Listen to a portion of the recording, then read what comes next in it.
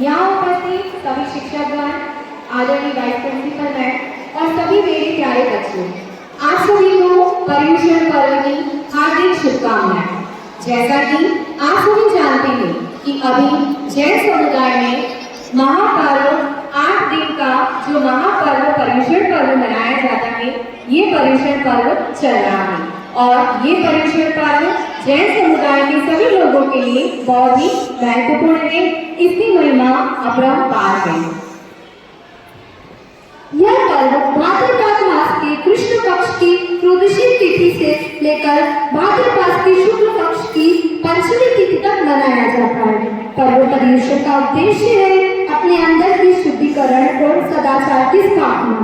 यह पर्व साधक को उत्तम गुण अपनाने की प्रेरणा देता है। इन दिनों जैन समुदाय के सदस्य उपवास, तप, साधना करके आत्मा की शुद्धि करते हैं। साथ ही साल भर के सांसारिक क्रियाकलापों के कारण जीवन में जो भी दोष आ जाता है, उन्हें यह पर्व दूर करने का काम करता है।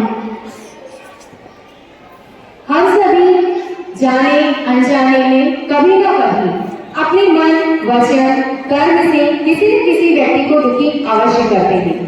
पर्युषण पर्व जो भाद्र मास की कृष्ण पक्ष की त्रयोदशी से प्रारंभ होता है, 8 दिवस तक जो पर्युषण पर्व मनाया जाता है, इसमें प्रतिदिन लोग मंदिर जाते हैं, व्रत, उपवास, तप, साधना करते हैं और अपने कर्मों को खपाते हैं और मोक्ष के मार्ग पर आगे बढ़ते हैं। इसमें पंचम दिवस यानी एकम के दिन भगवान महावीर स्वामी का जन्म कल्याण महोत्सव मनाया जाता है। 8 दिन तक उपाश्रय के अंदर कल्पसूत्र का वाचन किया जाता है और अंतिम दिन यानी 8वें दिन संवत्सरी का महापर्व मनाया जाता है। इस दिन यथाशक्ति यानी लोग अपनी अपनी इच्छा शक्ति के अनुसार व्रत उपवास रखते हैं। संवत्सरी का प्रतिक्रमण किया जाता है, जिसमें संसार के सभी जीवों से क्षमा याचना की जाती है और ये इसलिए किया जाता है क्योंकि हर व्यक्ति पूरे साल भर में अपने कर्मों से कोई न कोई पाप अवश्य करते हैं। उन कर्मों को खपाने के लिए संवत्सरी का प्रतिक्रमण करके सभी जीवों से क्षमा याचना की जाती है। और जैन संप्रदाय के अंदर समय समय पर बहुत से संत, महात्मा, सतियां सभी हुए हैं और उन्होंने अपने जीवन में त्याग, तप, तपस्या, साधना ये सभी करके जीवन में मोक्ष मार्ग को प्राप्त किया है। ऐसे ही चंदनबाला सती जो भगवान महावीर स्वामी जो जैन संप्रदाय के 24वें तीर्थंकर थे, उनकी सबसे पहली शिष्या चंदनबाला बनी और उन्होंने भी अपने जीवन में त्याग, तपस्या, साधना करके मोक्ष मार्ग की प्राप्ति की थी। ऐसे ही चंदनबाला सती के जीवन के एक छोटे से पल को हमारे छोटे छोटे बच्चों के द्वारा एक नाटक के माध्यम से प्रस्तुत किया जा रहा है।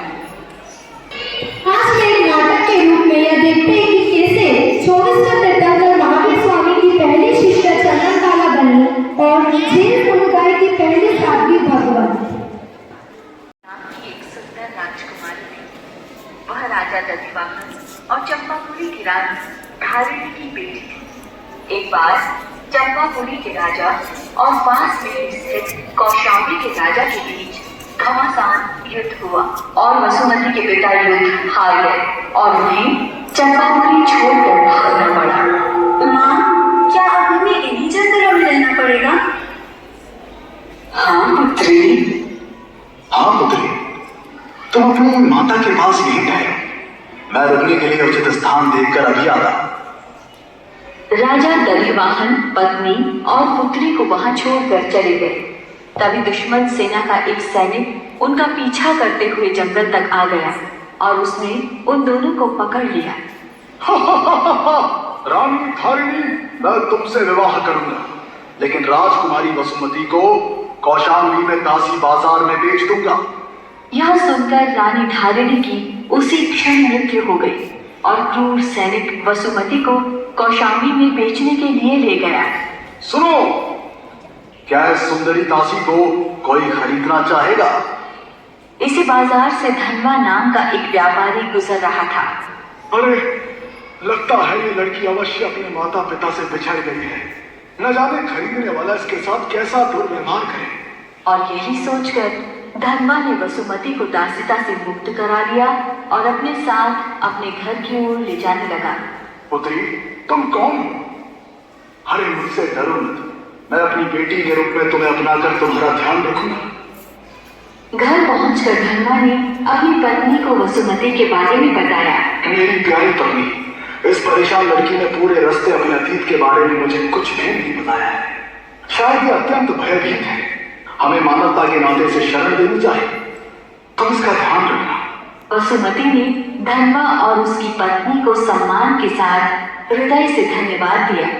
उन्होंने वसुमती को एक नया नाम भी दिया, परंतु कुछ समय बाद अपने पति द्वारा चंदन बाला का अधिक ध्यान रखे जाने पर उसकी पत्नी मूला के मन में एक संदेह उठा। कहीं मेरे पति इस लड़की की सुंदरता से मोहित होकर इससे शादी तो नहीं कर लेंगे।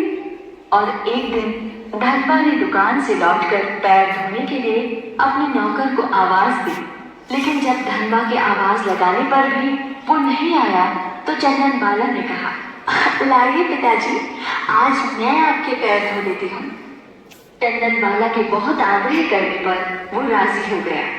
जब चंदन बाला व्यापारी के पैरों को धोने में व्यस्त थी तो उसके बाल भूलकर उसके कंधों पर आ गए। अरे चंदन बाला, अपने बाल संभाल, देखो गंदे हो जाएंगे। धनवा की पत्नी मूला ने जब ये सब देखा तो वो क्रोधित हो गई। मूला ने अपने मन में जल्दी ही चंदन बाला से छुटकारा पाने का फैसला कर लिया। और कुछ दिन बाद जब धनवा 3 दिन की व्यावसायिक यात्रा पर चला गया तो उसने नाई को बुलाकर चंदन बाला का सिर मुड़वा दिया और उसके पैरों को जंजीरों से बांधकर दूर कमरे में बंद कर दिया।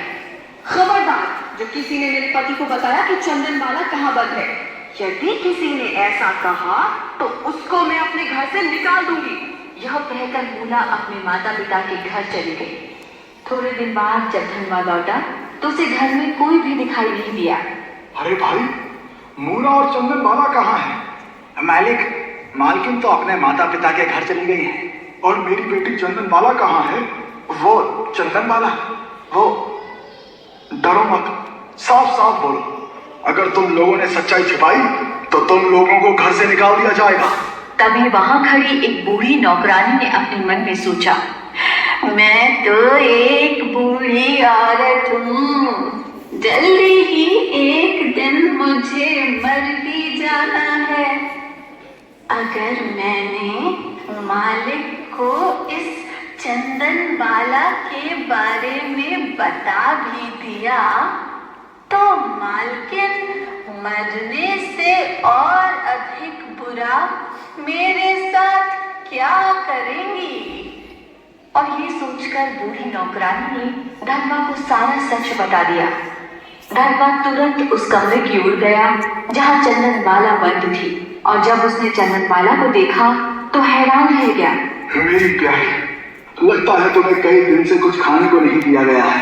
चिंता मत करो, मैं तुम्हारे लिए कुछ खाना ढूंढ कर लाता हूँ। जब धनवा अपने घर गया तो उसे एक बर्तन में कुछ सूखे उड़द के बाकुले मिले। बेटी, जब तक तुम ये बाकुले खाओ तब तक मैं किसी लोहार को लेकर आता हूँ ताकि वो तुम्हारी जंजीरें काट सके। इससे पहले कि चंदन बाला उस अन्न को खाती, उसे दरवाजे के बाहर एक शांत मुद्रा भिक्षु दिखाई दिया जो भगवान महावीर थे। वह दरवाजे की ओर बढ़ी, लेकिन जंजीर बंधे होने के कारण उसका सिर्फ एक पैर ही दरवाजे पर पहुंच पाया। उसने वहीं से आवाज लगाकर कहा, हे सम्मानित भिक्षु, कृपया इस भोजन को स्वीकार करें।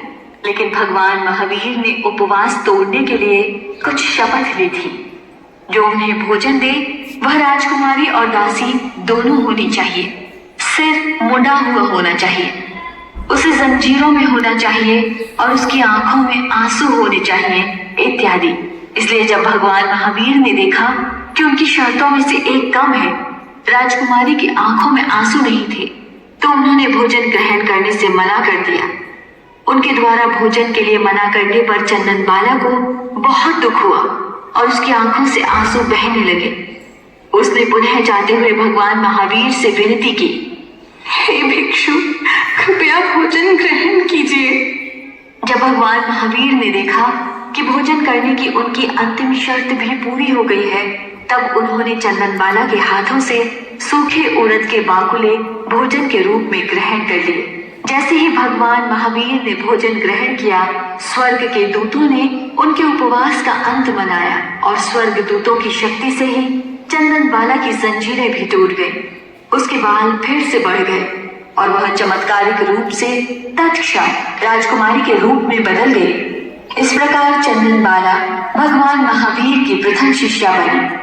वही जैन धर्म की प्रथम साध्वी थी। इतिहास में दर्ज है कि आगे चलकर यही चंदनबाला भगवान महावीर के 36,000 साध्वी संघ की प्रमुख भी बनी और निर्वाण की प्राप्ति भी की।